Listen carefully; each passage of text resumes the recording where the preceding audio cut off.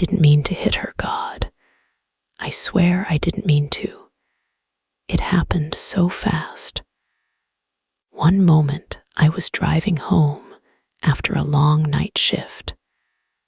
Eyes heavy, hands stiff on the wheel. The next, something darted in front of my headlights. A small shadow. Then, the sound a single, sickening thud.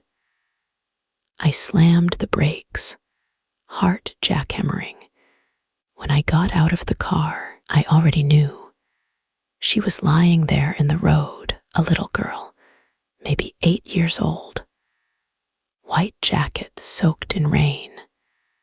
Cartoon patches on the sleeves. One yellow boot on, the other missing, eyes open, lips parted, like she was just about to ask me something. There were no houses nearby, no streetlights, just pine trees and fog. I stood over her, shivering, staring, and then I did the worst thing I've ever done. I walked back to my car, and I drove away. I told myself someone else would find her, that it wasn't my fault, that she came out of nowhere. But deep down, I knew I left her there to die. And she knew too that night. I dreamed of the crash. Only this time, she wasn't in the road. She was on my windshield, face pressed against the glass. Eyes too wide, not broken, not bloody, just watching me. I woke up gasping, shaking, heart racing. Told myself it was just guilt. I thought that would be the end of it. But that was only the beginning. The next night, I heard it. Something dragging across the hallway floor. Slow and wet, like a backpack, or a heavy blanket being pulled by tiny hands. I grabbed a flashlight, heart pounding, opened the door. No one was there. But the front door was unlocked, and on the welcome mat were 2 small, muddy footprints.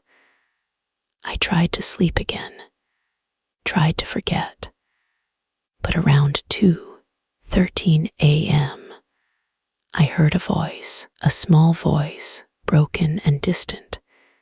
Can you give me a ride home? It came from inside my closet, soft, gentle, like a child asking her mom. But the words were cracked, like they were spoken through soil. I didn't answer. I just lay there, blanket pulled to my chin, listening to the silence stretch until sunrise. The next morning, my bathroom mirror had handprints on it, too low to be mine, too small to be human. Every day after that, she showed up somewhere new. Sometimes in my rearview mirror, sometimes outside my window at night, just standing under the scent reed lamp, one hand raised, like she was hailing a ride. But she never spoke again, only stared until one night, she was in my back seat, just sitting there, legs swinging, hair wet and tangled. When I turned around, I saw her reflection in the mirror. But when I looked directly, the seat was empty. Can you give me a ride home? I waited. You left me.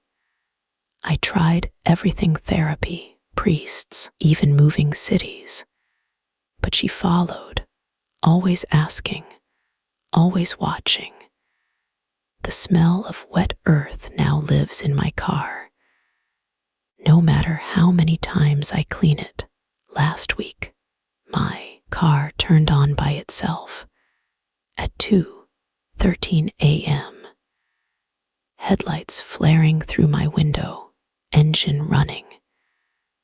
and on the fogged rear glass, a finger had traced the words, "I'm still waiting." They never found a body. The police said maybe I imagined it all. Maybe I just hit a deer or hallucinated.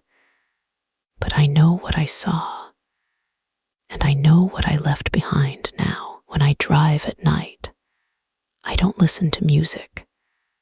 I don't look in the mirror, because I know the second I do, she'll be there. Tiny hands pressed to the glass, lips parted, and she'll say it again. "Can you give me a ride home?"